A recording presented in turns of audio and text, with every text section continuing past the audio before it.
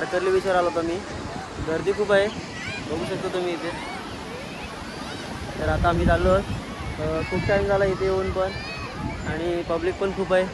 तर आता पुढच्या डेस्टिनेशनला जाऊयात, तुम्हाला दाखवतो, चला जाऊया। तर आज आमची वस्ती कासर्डे गावामध्ये ब्राह्मणवाडीमध्ये झालेली आहे। हा श्री भवानी देवी मंदिर आहे, खूप भारी आहे मंदिर, तुम्हाला फोटो नंतर दाखवेन मी इथे। आणि हा तो घर आहे, इथे आमची आज वस्ती झाली। तो सर्वात निघायची तयारी करतायत, बॅग वगैरे पॅक करून झालेले।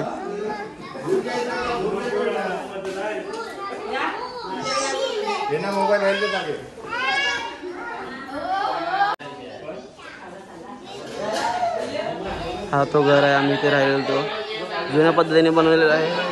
हा पूर्ण प्युअर सागाचा दरवाजा आहे।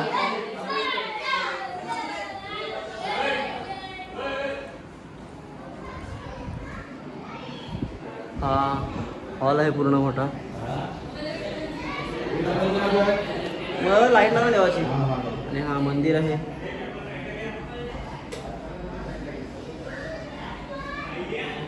देवारा आहे पूर्ण इथं। मंदिर नाही, देवारा आहे घरातला, खूप मोठा आहे। बेडरूम, 4 बेडरूम आहेत, 4 बाथरूम आहेत, खूप मोठा आहे हॉल आहे। आणि वस्ती सुद्धा आमची इथे झालेली आहे, आणि आता सर्व निघायच्या तयारीत आहे।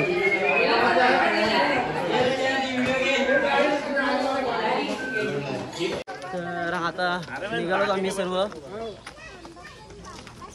कासर्डे गावामधून, सर्व बॅग वगैरे घेऊन निघालेत, पब्लिक सर्व आहे,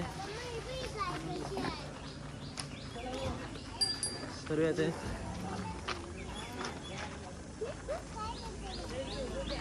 चला आता तर कुठे जायचं आहे काय माहित नाही, बघूया, तुम्हाला दाखवतो कुठे जायचं आहे ते, चला। तर मित्रांनो, आम्ही सर्व एवढं फिरतोय, मालवण वगैरे, तारकर्ली बीच, सर्व कोकणामध्ये। तुम्हाला कोकण दर्शन पूर्ण करायचं असेल तर सिद्धेश जाधव हा दादा आहे, त्याचा कॉन्टॅक्ट नंबर मी तुम्हाला देऊन ठेवेन डिस्क्रिप्शनमध्ये। तर तुम्हाला जर पूर्ण कुठे टूर वगैरे करायचा असेल बजेट फ्रेंडली, तर हा दादा तुम्हाला सर्व टूर करून देईल। त्याचा कॉन्टॅक्ट नंबर तुम्हाला मी डिस्क्रिप्शनमध्ये देऊन ठेवतो।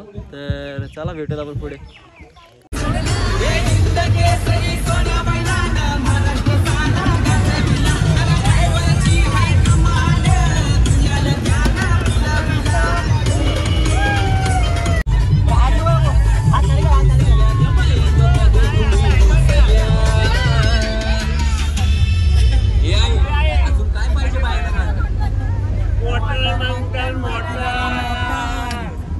मोटारीचे नादर माझ्या पायात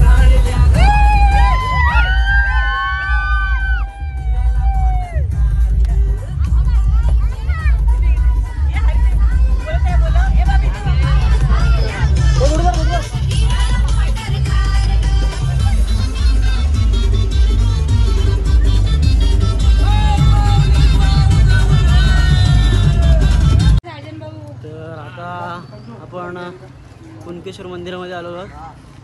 1200 वर्ष पुराणा मंदिर तुम्हाला दाखवतोय। तुम्ही आता सर्व उतरले, गाडी लावलेली आहे पार्किंगला, जाऊयात आता मंदिर बघायला।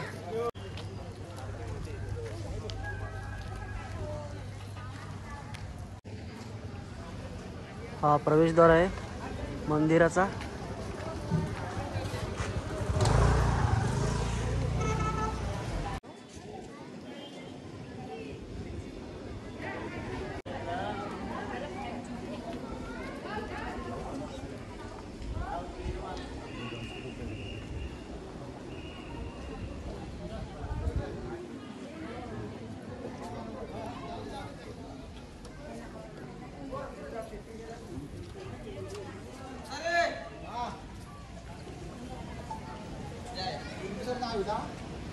मंदिरच घेतले सगळं, मंदिर नाव दिलं का सगळ्या मंदिराचं कट घेतलं, असं काहीतरी अनुभव होता।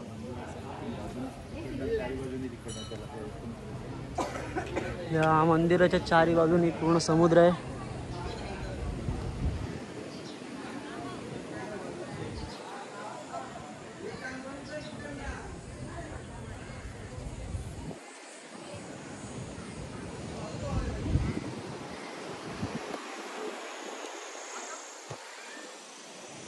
चला मंदिर बघूयात आता.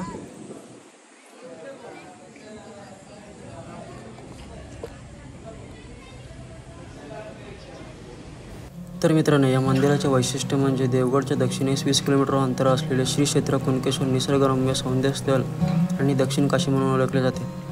श्री क्षेत्र कुणकेश्वर मंदिराचे वैशिष्ट्यपूर्ण बांधकाम आणि किनाऱ्यावरील या मंदिराचे स्थान यामुळे मंदिराच्या देखणेपणात भर पडली. हे मंदिर 11व्या शतकातील बांधले गेले असे सांगितले जाते. या मंदिराचे संपूर्ण बांधकाम अत्यंत कलात्मक आहे. या मंदिराविषयी एक दंतकथा सांगितली जाते. फार पूर्वी एक अरबी व्यापारी आपले गलबत घेऊन कोकण किनाऱ्यावरून जात होता. सारे काही सुरळीत आहे असे वाटत असताना अचानक मोठे वादळ सुरू झाले. पाहता पाहता काही दिसेनासे झाले. या वादळात त्याचे गलबत कोठे भरकटले ते समजण्यास मार्ग नव्हता. या भरकटलेल्या जहाजाला थांबविण्यासाठी कोठे किनारा दिसतो का याची तो व्यापारी शोध घेऊ लागला. याच वेळी त्या प्रचंड वादळात त्याला लांबवर एक लुकलुकणारा दिवा दिसला.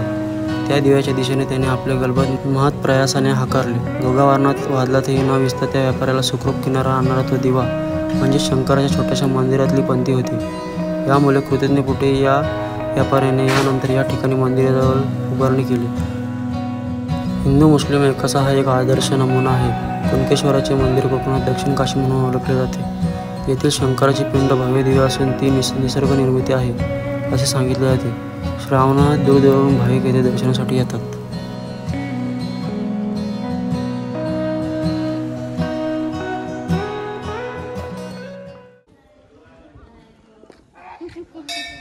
हा मंदिर आहे. आता देवगड किल्ल्यावर आलो होतो मी.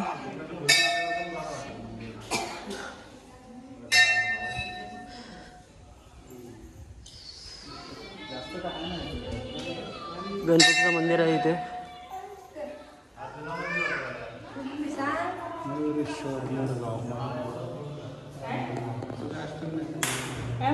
तर आता देवगड किल्ल्यावर आलो होतो मी. सर्व सोबत सर्व मागे आहेत. आता तटबंदी बघायला जाऊ. जास्त काही किल्ल्यावर अवशेष राहिलेले नाहीत. फक्त एक मंदिर आहे गणपतीचा आणि पुढं तटबंदी आहे किल्ल्याची. ती दाखवतो तुम्हाला मी आता. चला पुढे बघू.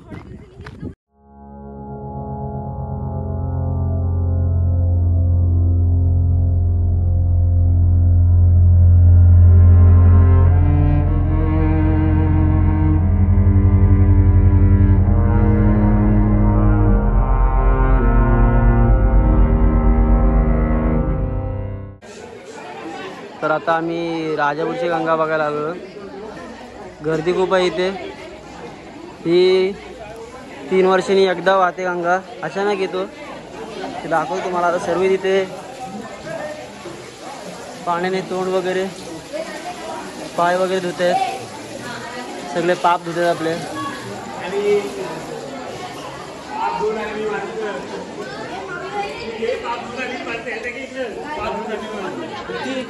खाली जाऊ नये ना. तो कुठलं येतंय पाणी बिणी तो पण घे. आता उजेड येते. इथं हा दिसतंय इथं. हा बा. हा आणि हा गरम. हा आणि हा कुंड आहे.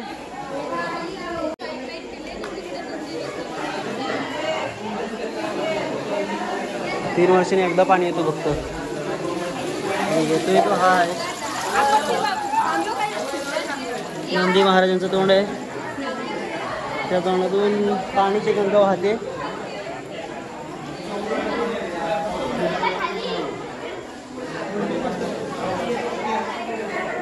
आश्चर्याची गोष्ट आहे. 3 वर्षातून एकदा येते गंगा ती.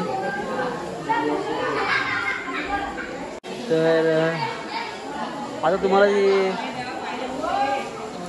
1 रुपयाचे 2 रुपयाचे कॉईन दिसत असतील या कुंडामध्ये. त्या कुंडाच्या मध्ये गेले तर ती विश तुमची पूर्ण होते. असं काहीतरी आहे. तिथे विश मागल्यानंतर ती तुमची विश पूर्ण होते त्या कुंडामध्ये. खूप लोक आहेत तिथे. पब्लिक खूप आहे. गर्दी पण खूप आहे इथे.